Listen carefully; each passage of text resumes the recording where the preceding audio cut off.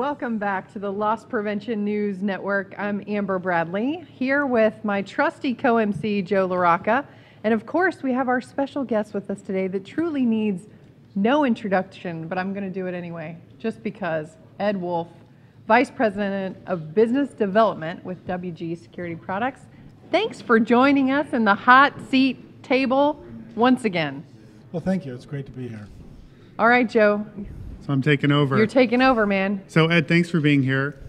You're certainly no stranger to the hot seat and to the table, but I'd like to open and remind our viewers a little bit about what exactly WG is all about. Could you give us what's the 1-minute elevator pitch you might give an LP executive about the company and what it is you do? Well, the clear goal of WG is to fix chronic problems related to inventory shortage in the store. And as a result of that, I think EAS has been out there for so long that people have become complacent about the value of it. All you have to do is go into a retail store and see how many times shoplifters try to defeat tags for you to understand that it still is a very strong deterrent. So what we're in the process of doing is working with our customers to make sure that they recognize that there is the value there, and then to add another layer in those chronic high shortage departments. Yeah, so sometimes retailers take these high shortage departments, like the designer category, and they say, okay, look, hey, we just have to accept this certain level of shrink in this department. But I know you guys have recently said, no, that is not the case. You did some extra research with one of your customers and then had some pretty awesome results. You want to tell us about that? Well, if you go back to the 80s, and we're talking about, this is when Joe was working and I wasn't. I was still in high school. But back then, you put an EAS tag on merchandise, and it reduced the shortage considerably. But over the years, shoplifters have learned how to defeat those tags, and today we have designers like Burberry, Polo Ralph Lauren, Guess, Marc Jacobs, who today in stores are running a 7 or 8 or 9% shortage in that particular store. And why is that? Even though they've got ink tags on them, even though they've got EAS tags on them, it's not because of the lack of deterrence, it's because people have learned to defeat those tags. So what we recently did is over 2 years ago now, with one of our major customers, is we started applying tags that could not be defeated. And we've seen reductions of 62%. Wow. Without making any more apprehensions. You just can't apprehend your way to a lower shortage. You have to prevent it. That's a tweetable right there. Tweetable stat. Just in case, that's a total tweetable. As opposed to? A non-tweetable. So that's what we actually do, is we're now going into high shortage, what our customers call toxic departments, that really drive the shortage of their store, and putting these tags in and having amazing results. That's awesome. So we're going to talk a little bit, since you've joined us at the hot table now, about amazing results when you travel. Because that's what we're talking about today, because everybody loves the valuable insight that we're given to LP professionals. But what about your traveling? You know, everybody out there is actually on the road a good bit of the time. I know both of you did it in your career. Me too. Joe? Oh, my favorite topic is... Your favorite topic. My favorite thing to do is wake up and battle the traffic going to LAX and make your way to the airplane. Okay, travel hacks, right? Hacks. A couple of travel hacks. Call it. Hacks is really just advice.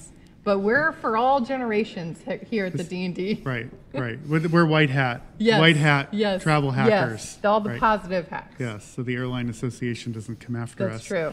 So in an earlier segment, I mentioned perhaps signing up with the TSA's pre-check program. Tony D'Onofrio from Tyco Retail Solutions suggested signing up for Global Entry to have the return speed pass through customs, which is a great idea. One of the others, if you're traveling with 2 people, book an aisle and a window seat. Leave that center seat empty. Don't book the seats together, because nobody wants to sit in the center. Right. And so if you take the aisle and the window, nobody wants to sit there. And if somebody shows up, you simply say, hey, would you like the window or would you like the aisle? That's a good one. I've never heard that before. Nobody likes the middle. Nobody wants to be in the middle. It's the most uncivilized seat on the That's right. airplane. So then you have choices. Now, the other thing is, look, if you have any status whatsoever, do not check in for your flight 12 hours before. Wait until a few hours before you leave. 2 reasons. The first is that you can see the seating chart and where people have jockeyed position. You already know you have a pretty good seat because you pre-booked it. But when you check in, then you can move around to make sure you get, if somebody's in the aisle, you take the window. And you don't sit next to somebody if you can, and you get a little extra room. Yeah, that's the best. What do you got? Gee, I've been traveling all these years, and I always check in 24 hours ahead. That was really amazing. Yeah, we're both standing there Boy, am I stupid. Dang. Well, I don't know about hacks. I think the observation about getting a TSA number is without question the best. If you walk into JFK Airport and you don't have a TSA number, you're a dead man. So that is without question the best advice you can give. Okay, what about annoyances when you're traveling? I got a couple, just a few. One of mine is when people, and I get sometimes you're in a hurry, I get it, but get a yogurt or something. Why do people bring stinky food on an airplane? I don't understand that. It should be banned, just saying. Like you're gonna eat some, I don't know, some kind of crazy dish that's got some kind of aroma that you're gonna need a breath mint afterwards. Don't bring that on an airplane. What do you got? Well, I mean, You've done it, haven't you? Yeah, no, I have not. I have never done that before. Okay. Not once. About to say. No, I don't. But I think the number one annoyance for me is for someone who has been waiting on in the sky. What do you call that? Sky jetway. Waiting in the jetway for 45 minutes. And then walking in and not having their stuff ready. To sit your butt down. To sit down. And then just being totally unaware of how how much they're standing in the aisle blocks it for the rest of the And then the flight attendant comes on, she gives the speech, please move out of your row. She wants to say, hey you, getting your laptop out and your 75 books you're not going to read. So yeah, so that's the issue is just not being aware of how your behavior affects others. Yep. Well, Ed, thank you so much for spending some time. We're going to need to leave the conversation right there. Tune in a little later for some other travel hacks, more travel hacks. Ed's from WG Security Products. He gave us a nice overview about what the company does. And thank you for sponsoring the event My today. pleasure. And you all continue to stay with us live for Season 9 of the Loss Prevention News Network. And we're turning it back over to Gus Downing right now.